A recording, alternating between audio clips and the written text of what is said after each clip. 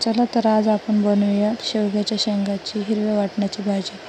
तर सर्वात पहिल्यांदा आपण शेवग्याच्या शेंगा कट करून घेऊया। त्यामध्ये एक मीडियम साईजचा बटाटा कापून टाकू आणि शेवग्याच्या शेंगा स्वच्छ पाण्याने धुवून घेऊ।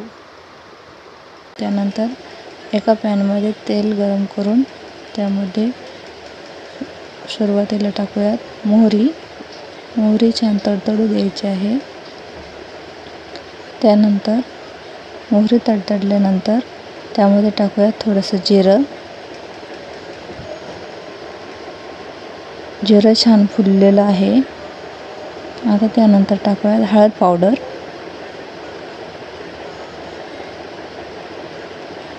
आणि लगेच शेवग्याच्या शेंगा शिजायला टाकून द्यायच्या आहेत। हे बघा या पद्धतीने।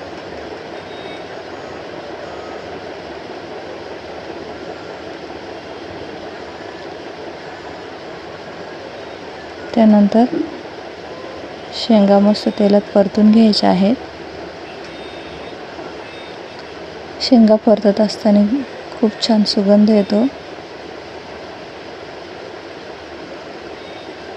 आपल्या शेंगा परतत असताना त्यात लगेच थोडेसे मीठ टाकून घ्या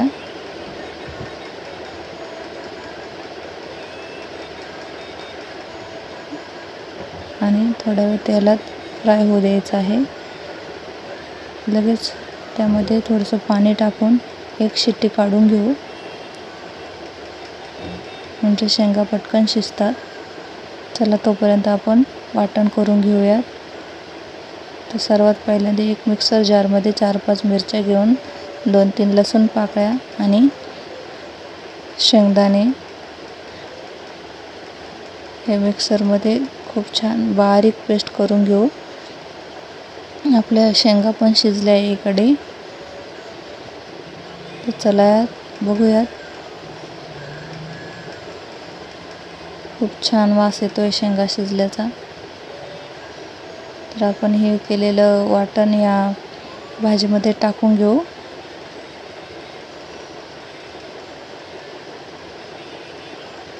आता मी हे टाकून घेते। अशा पद्धतीने हे भाजी तयार झाली आपली। त्यावरून थोडीशी कोथिंबीर टाकू आणि 10 मिनिटं कमी मंद आचेवर उकळून घेऊ। उकळल्यानंतर आपली भाजी तयार आहे। तर सर्व करू। हे बघा खूप छान दिसते भाजी। तर एकदा अशी अवश्य भाजी बनवा। शेवग्याच्या शेंगाची हिरव्या वाटणाची भाजी तयार आहे। अशाच नवनवीन व्हिडिओसाठी चॅनलला लाईक करा, शेअर करा आणि सबस्क्राईब करा।